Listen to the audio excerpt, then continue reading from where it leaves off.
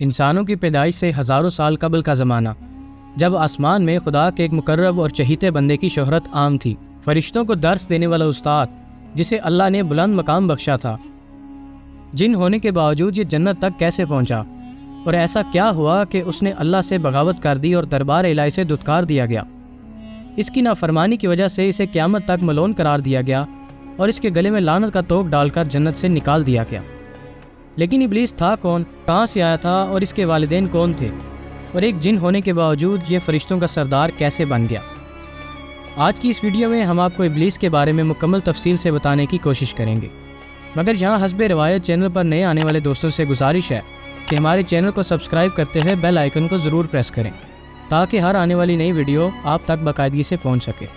دنیا اسلام کے معزز ناظرین، میں ہوں سید احسن رضا اور آپ تمام دیکھنے اور سننے والوں کو السلام علیکم۔ بسم اللہ الرحمن الرحیم، اللہم صلی علی محمد و آل محمد۔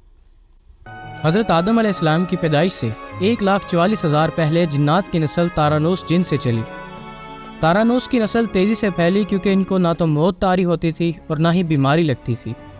البتہ چونکہ یہ آتشی مخلوق تھی اس لیے سرکشی بھی بدرجہ اتم موجود تھی۔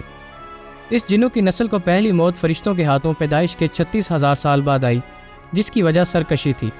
جہاں پہلی بار موت کی ابتدا ہوئی، اس سے پہلے موت نہیں ہوتی تھی۔ بعد میں چلپانوس نامی ایک جن کو جنات کی ہدایت کا ذمہ سونپا گیا اور وہ ہی شاہ جنات قرار پائے۔ ان کے بعد ہاموس کو یہ ذمہ داری سونپی گئی۔ ہاموس کے دور میں ہی چلیپا اور تبلیس کی پیدائش ہوئی۔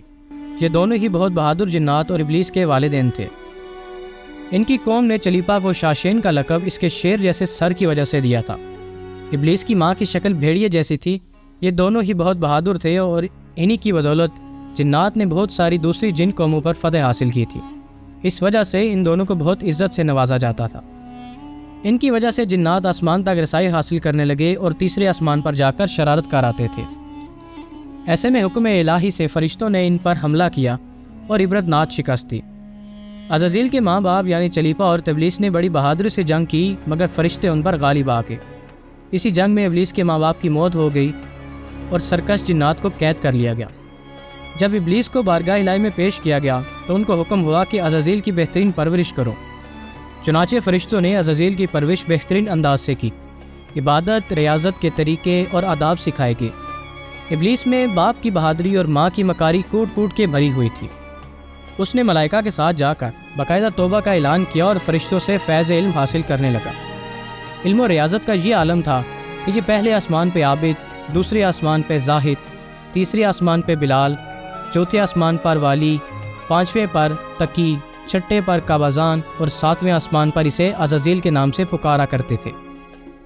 اس نے اپنی عبادت سے خدا تعالیٰ کی بارگاہ میں خود کو ایک بہت اونچے درجے پر فائز کر لیا تھا، لیکن خدا تعالیٰ کو اس کے بارے میں بہترین پتہ تھا کہ یہ آگے چل کے کیا بننے والا ہے۔ اس لیے اللہ پاک نے فرمایا ہے، میں جسے چاہتا ہوں عزت دیتا ہوں اور جسے چاہتا ہوں ذلت دیتا ہوں۔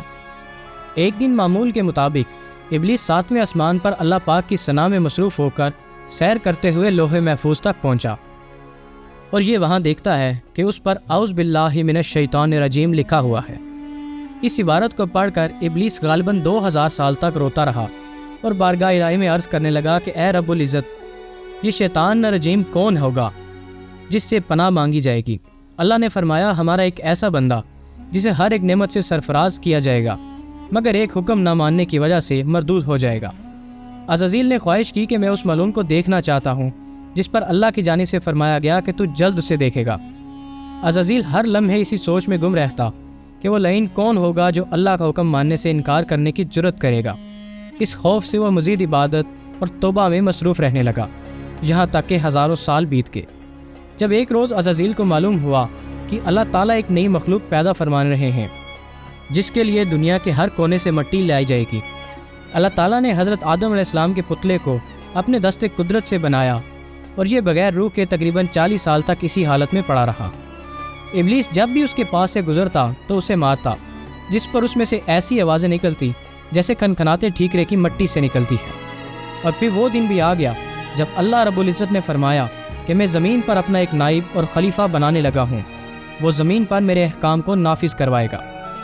فرشتوں نے کہا، یا اللہ، یہ زمین پر فساد برپا کریں گے اور یہ آپس میں خون ریزی کریں گے، جبکہ ہم تو دن رات بس تیری ہی تسبیح اور عبادت کرتے رہتے ہیں۔ جس پر اللہ رب العزت نے فرمایا، جو کچھ میں جانتا ہوں وہ تم نہیں جانتے۔ پھر جب آدم علیہ السلام کے پتلے میں روح پھونک کر انہیں زندہ کیا گیا اور تمام فرشتوں کو یہ حکم ہوا کہ آدم علیہ السلام کو سجدہ کرو، تمام فرشتوں نے سجدہ کیا، لیکن ابلیس نے اپنی انا میں آ کر سجدہ کرنے سے انکار کر دیا۔ اللہ پاک نے فرمایا، تجھے سجدہ کرنے سے کس چیز نے منع کیا جبکہ میں نے تجھے حکم دیا؟ تو ابلیس بول اٹھا کہ میں اس سے بہتر ہوں، کیونکہ تو نے مجھے آگ سے بنایا اور اس سے مٹی سے بنایا ہے۔ میں ایسا نہیں کہ ایک اس انسان کو سجدہ کروں جسے تو نے کھنکھناتے گارے سے بنایا۔ اللہ پاک نے پھر اسے بتایا کہ لوح محفوظ پر جس شیطان کے بارے میں لکھا ہوا ہے وہ تو ہی ہے۔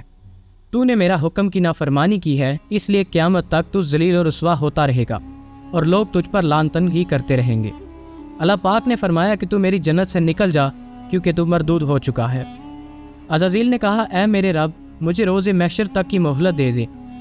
فرمایا، جا، میں نے تجھے متعین وقت تک کے لیے مہلت دے دی۔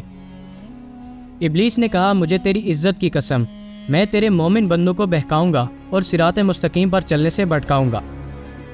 اللہ نے فرمایا، تو ذلیل ہو کر نکل جا، اور میرے مومن بندوں کو تو چاہ کر بھی نہیں بھٹکا سکتا، مگر جو تیرے بہکاوے میں آ گئے میں ان سے جہنم کو بھر دوں گا۔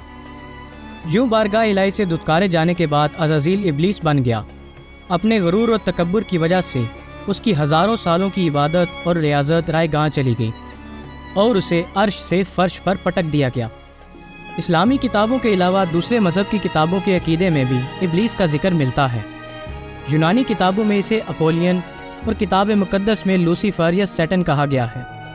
روایات کے مطابق ابلیس کی موت کا وقت حضرت اسرافیل کے پہلے اور دوسرے سور پھونکنے کے درمیان کا وقت ہے، جب اسے دی ہوئی مہلت پوری ہو چکی ہوگی اور وہ ذلیل و خوار ہو چکا ہوگا۔ قرآن مجید کے مطابق روز حشر خدا تعالیٰ کے فیصلے کے بعد ابلیس اپنے پیروکاروں سے کہے گا کہ تم اپنے گناہوں کے خود ذمہ دار ہو۔ نیز وہ کہے گا کہ خدا نے جو تمہیں وعدہ دیا تھا وہ سچا تھا، اور جو میں نے تمہیں وعدہ دیا تھا میں اس کی مخالفت کرتا ہوں۔ مجھے تم پر کسی قسم کا تسلط حاصل نہیں تھا سوائے اس کے کہ میں نے تمہیں بلایا اور تم نے میری پکار پر لبیک کہا۔ بس مجھے ملامت نہ کرو اور اپنے آپ کو ملامت کرو۔ اب میں تمہارا فریاد راس نہیں ہوں اور نہ تم میری فریاد راس ہو سکتے ہو۔ عزازیل کا حضرت آدم علیہ السلام کو سجدے سے انکار کی وجہ جذبہ حسد تھا، جس نے اسے مجبور کیا کہ میری جگہ آدم کو کیوں مل گئی۔ یہ اس کا جذبہ تکبر اور غرور تھا کہ میں سب سے اعلیٰ ہوں۔ یہ صرف اس کے ایک سجدے سے انکار کی بات نہیں تھی، بات اطاعت سے سرکشی کی تھی۔ ابلیس نے دل میں خود کو رب مان لیا تھا۔